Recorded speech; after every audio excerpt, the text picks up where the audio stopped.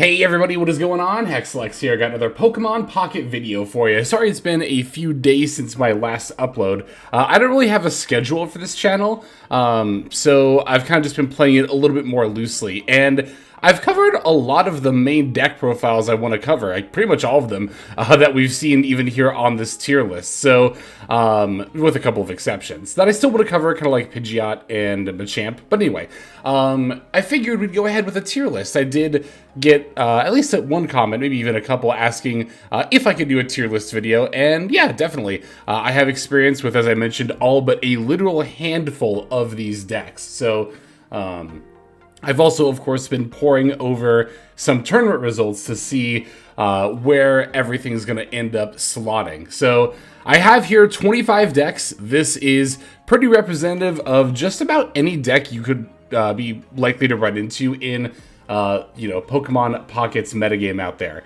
We're going to break them down into 4 tiers, tier 1, 2, 3, and then Rogue.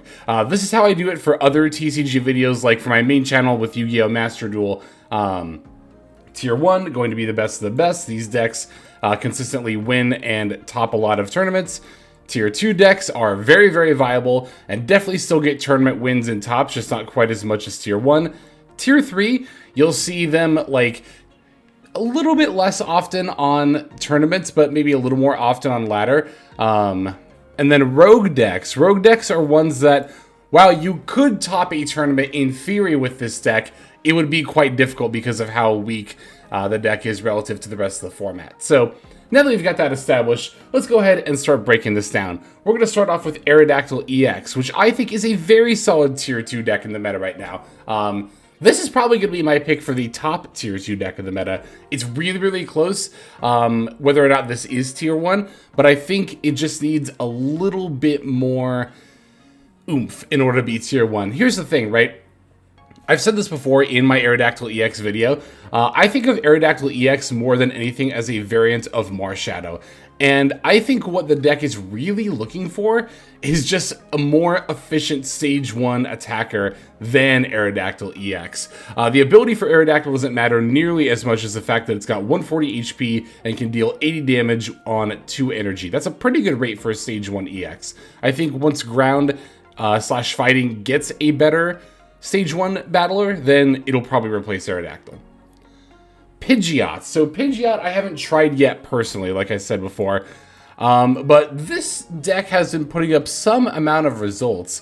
I'm going to put it in tier 3. So one of the things I actually found in my research is that a lot of these Pokemon Pocket tournaments are open deck list format, meaning that players can see each other's deck list. All the deck lists are made public before the tournament starts. So basically, once you get matched up against somebody, you can like look them up and see what deck they're on.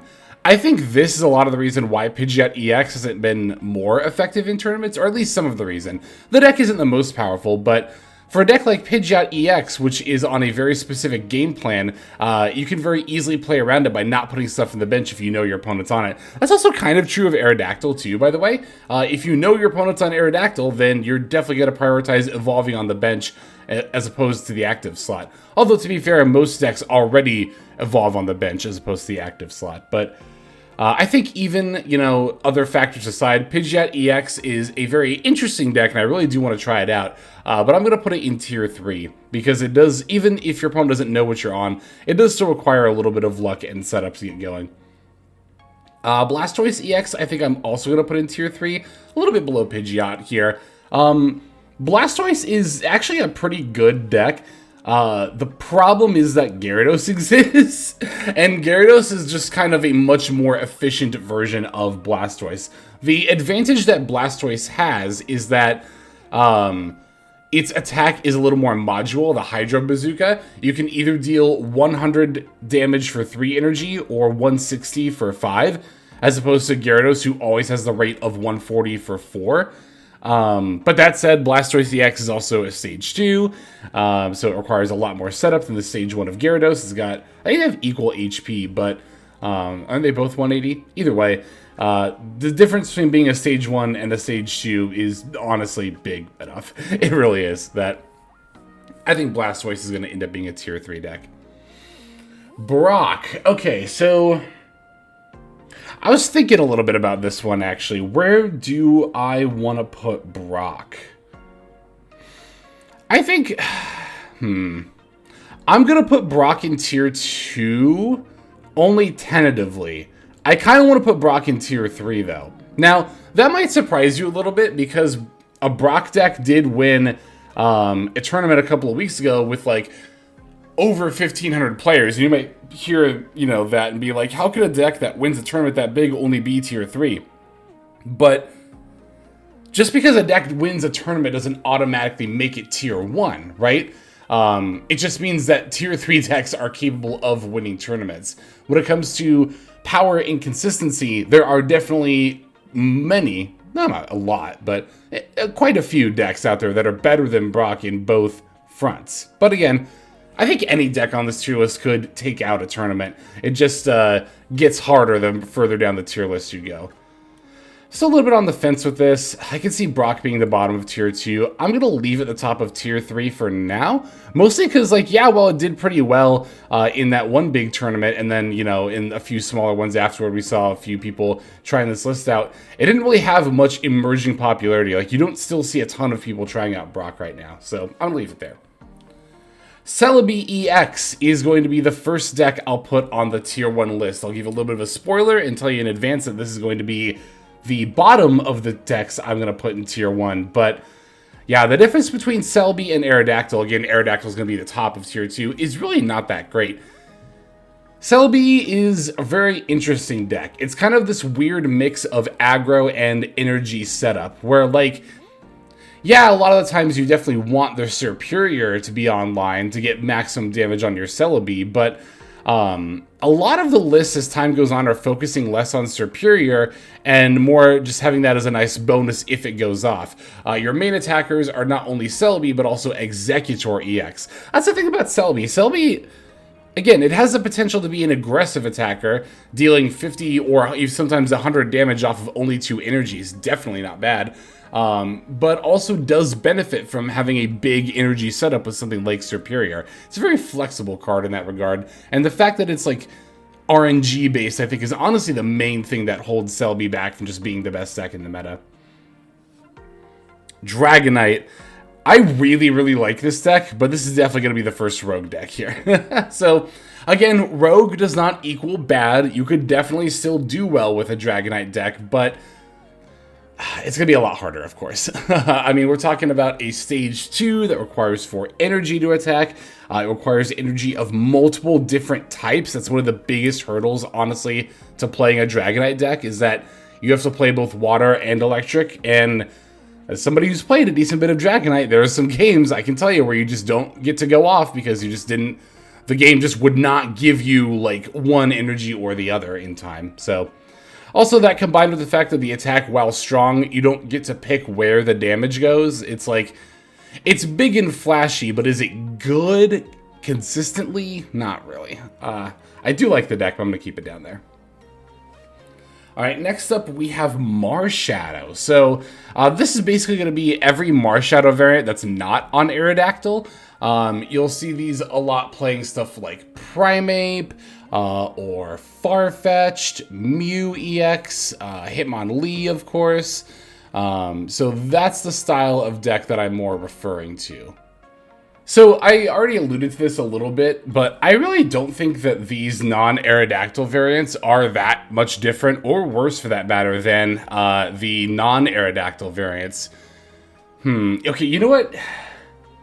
But honestly, I was gonna say maybe I'll put Brock at the bottom of tier 2 and Marshadow variants at the top of tier 3.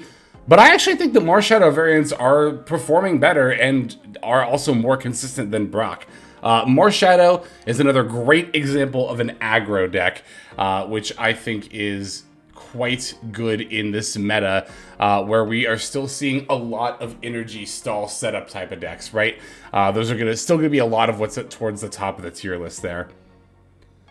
Speaking of the top of the tier list, I'm going to go a little bit out of order here, and I'm just going to bring up Mewtwo and put that in tier 1. So, I'll put it above Celebi. Like I said, I'm going to put Celebi at the bottom of tier 1. Mewtwo is, of course, still one of the best decks in the format and kind of the poster child for the energy stall setup. So I often in Pokemon Pocket, well, in any TCG, just about any TCG, you can split decks into 3 categories, right? Aggro, control, combo. When I say energy stall setup, that's kind of like a combo deck in Pokemon Pocket, right?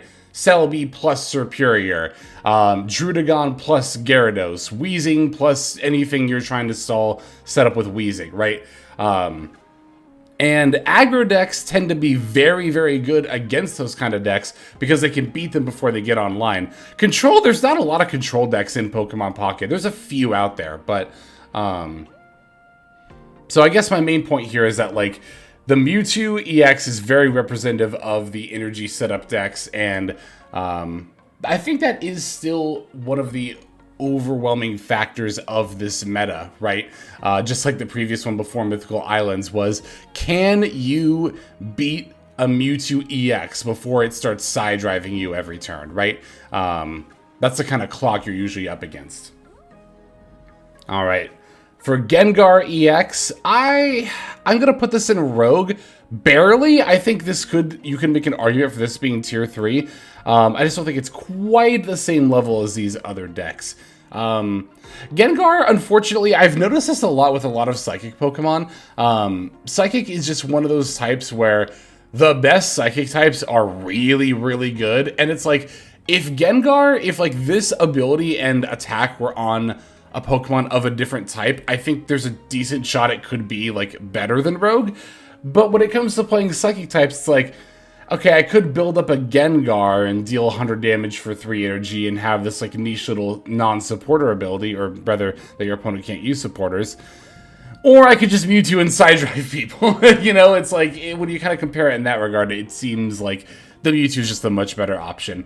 I don't think Gengar, again, is bad. It's just that when it comes to Psychic types, there's just a lot better that you could be doing.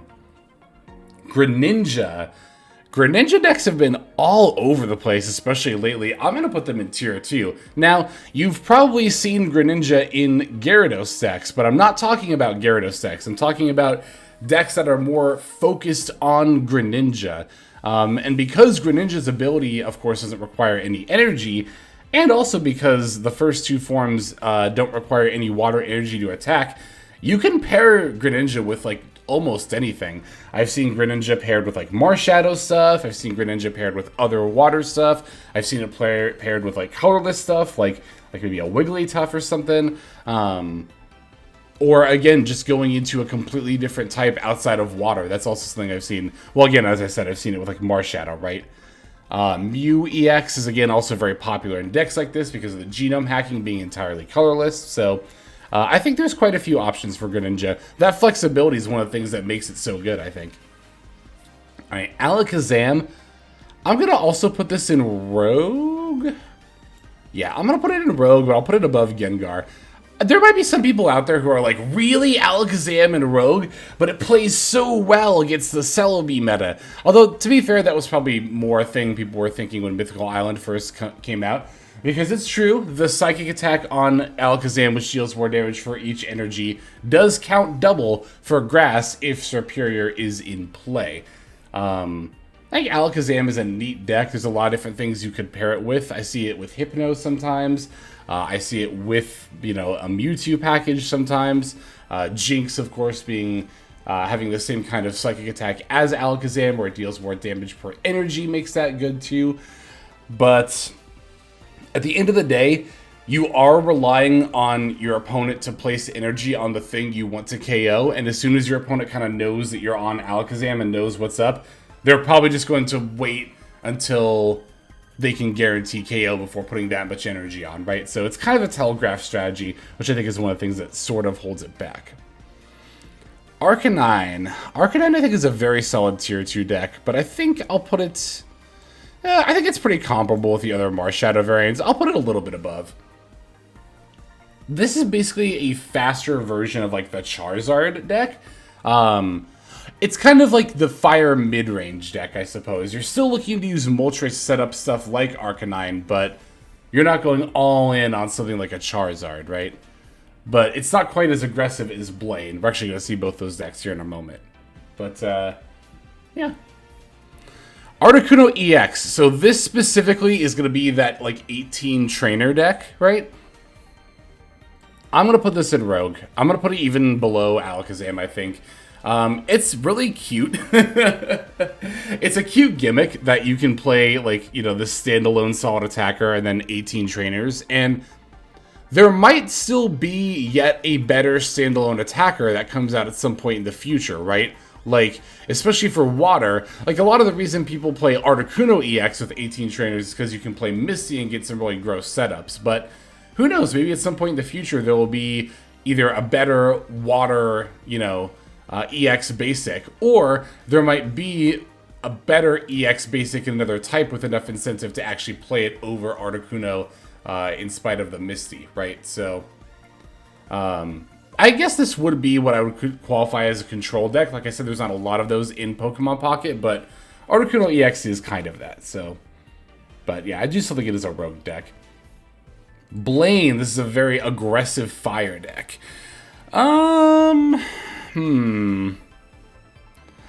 So I'm kind of debating between tier 2 and 3 a little bit. I'm mostly, I guess, deciding if I think Blaine is better than Brock. I think it's pretty comparable.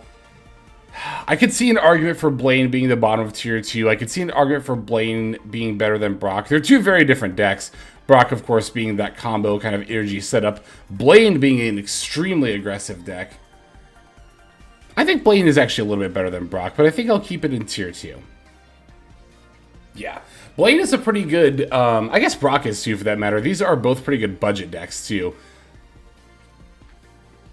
Alright, Charizard. This is kind of the big fire setup deck, as I alluded to before, with Arcanine kind of being in the middle.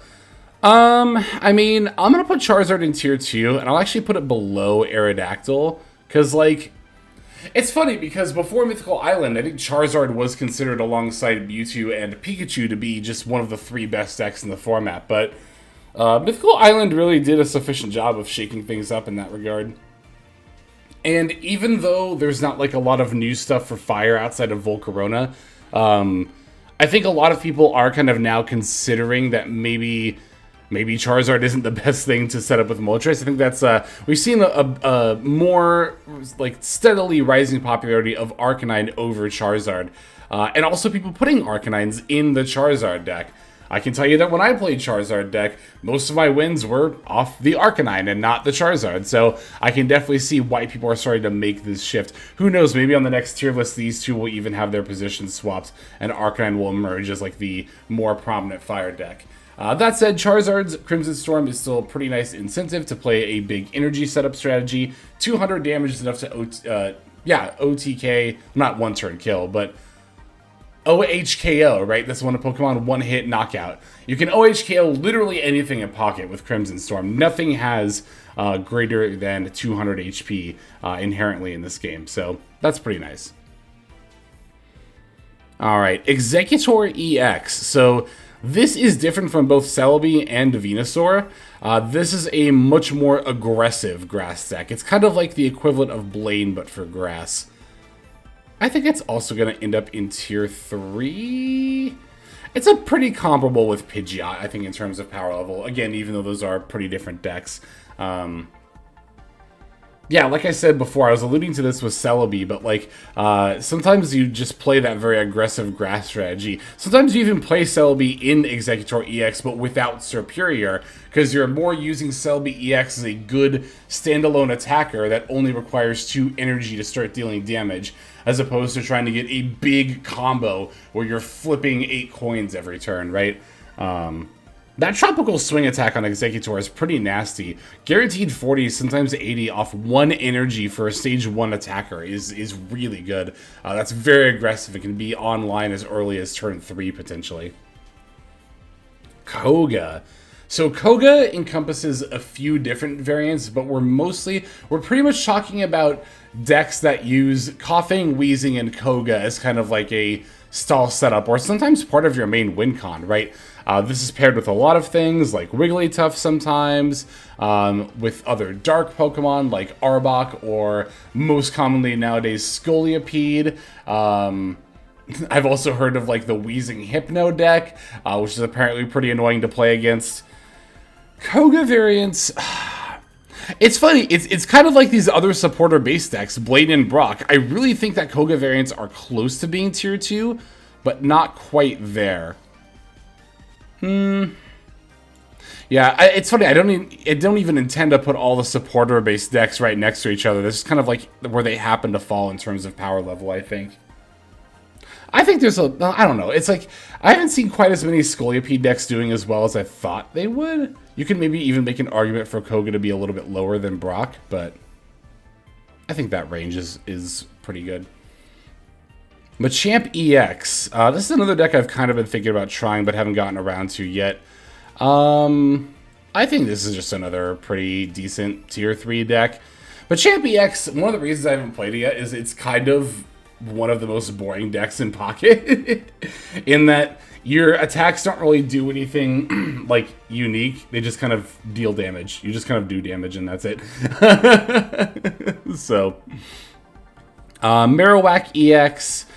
Honestly, I would have put in tier 2 pre-Mythical Islands format, but post-Mythical Islands, it's like if you're going to be flipping a bunch of coins, you might as well just play Celebi, which like has the same energy commitment requirement. Yeah, it deals less damage up front for having 2 energy, but has a higher ceiling and is only a basic and not a stage 1 evolution. So, Marowak, I mean, I just haven't seen that much of it. I'm going to put it in tier 3.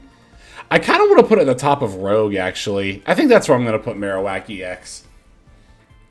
It's not bad, especially for a starter deck, because I think Marowak EX is one of the first ones you get. I think you're given it by the game, even. But, yeah, when it comes to coin flipping for 2 energy, it's like Celebi just kind of is better in almost every regard. Melmetal. Gotta have some amount of representation for steel types on here, because they're sure not getting it in Pocket. But I think this is definitely going to be a rogue deck. I'll put it, like, at the bottom, honestly. It's, like, pretty comparable to stuff like Gengar and Dragonite, where it's, like, you can play it, and you would probably do decently, but, there are definitely better things you could be doing in this game. Pikachu EX is definitely going in tier 1. And you know what? Let's do Gyarados EX at the same time, because you're probably wondering what I think is the best deck in Pocket right now. And I actually do think it is Pikachu EX, but not by a lot. If you wanted to have your tier list look like that, with Gyarados at the top, I think that would be fine. If you had it look like this, I think that would also be fine. But I think that Pikachu EX is just such a good aggro deck. Especially when you see how many Pokemon Pocket decks need time to set up, either for energies or for evolutions, right? That's true of literally every other deck in Tier 1 and Tier 2, except for, like, the Marshadow aggro decks, right?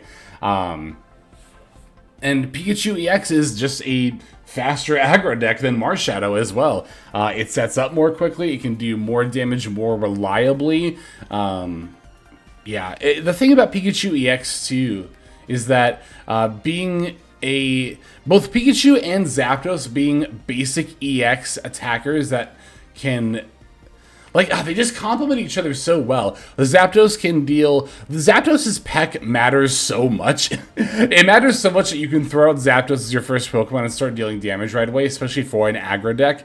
And then you have the Pikachu, which can deal 60 to, well, I guess technically 30 to 90, but more often 60 or 90 with the Circle Circuit on 2 energy. And then Zapdos on 3 energies. Got the Thunderstorm, which can deal, like, that's basically Celebi EX's attack with 4 coin flips. It's so good, and it's so reliable, too. Everything has a retreat cost of 1. You can play X speed and also Leaf if you want even more free retreats. It's just so energy efficient and fast that I think it's just by far the best deck in the meta right now. Gyarados is close, though. If you want to make an argument for Gyarados being better than Pikachu, I wouldn't really inherently disagree. I mean, they're 2 very different decks, right? But I do think it is more easy to say that Gyarados is a little bit, not a lot, but a little bit better than Mewtwo. And the comparison is pretty easy to see, right? Again, they both require a lot of energy buildup, but the Gyarados can just pretty consistently deal 140 off of 4 energy without having to always give up an energy, and even when it does, it only gives up 1. Mewtwo has to give up 2, meaning it requires the Stage 2 Gardevoir to side drive every turn. Gyarados is only a Stage 1 and does not require that. Any kind of a backup in order to consistently churn out, knockouts pretty much every single turn. So, yeah, I really do think that Gyarados ends up being more efficient than Mewtwo. Not that Mewtwo's bad. Again, Mewtwo's obviously up here in Tier 1 alongside Gyarados, but that is really surprising to me too still. Like, when I first read all the Mythical Island cards, I thought Gyarados was kind of meh. I would not have expected Gyarados to emerge as one of the best decks in the entire format. I was very caught off guard by that. Wigglytuff. I've alluded to a couple of times, there's a couple of different ways that you can play Wigglytuff, either with Koga or potentially with like Marshadow stuff, but those Wigglytuff strategies are definitely, I'm going to put them in a Rogue. I'll put them below Alakazam but above Articuno, that's a good enough spot. Starmie EX is still proving to be a pretty good aggressive water deck. I'll put it in Tier 2 because its performance has been dropping as time goes on, but to me it seems like less that the deck is just not as good and more that not as many people are playing it. Which you might think, doesn't that mean the deck isn't good? It's like, yeah, not necessarily. And finally, Venusaur EX. It's so sad. Celebi has just completely outclassed this as an attacker in like every single way. It can do more damage with less energy. You could pair Venusaur with Superior, but that's 2 Stage 2s and that's a lot. So yeah, I'm going to unfortunately end up putting Venusaur in the Rogue category. I'll put it, I think here is fine. So there we go, there's the tier list. And that's, I think, pretty much where my thoughts on the meta are currently. Yeah, I think this is a pretty good representation of what I think the Pokemon Pocket meta is like right now. Do you agree? Do you disagree? Either way, I would love to hear from you in the comments below. But for now, that's going to be all for this one. So thank you so very much for watching. As always, as ever, I appreciate your viewership and support here on the channel. We passed 500 subscribers recently. That's super awesome. We're just a few hundred watch hours away from my next goal, which is becoming a YouTube partner on this channel. After that, I'm definitely looking for 1,000 subs, so we're on our way. Thank you all very much for your support. I really, really do appreciate it. But that'll be all for this one. This is Hexlex. I am signing out, and also hoping that you have a fantastic day.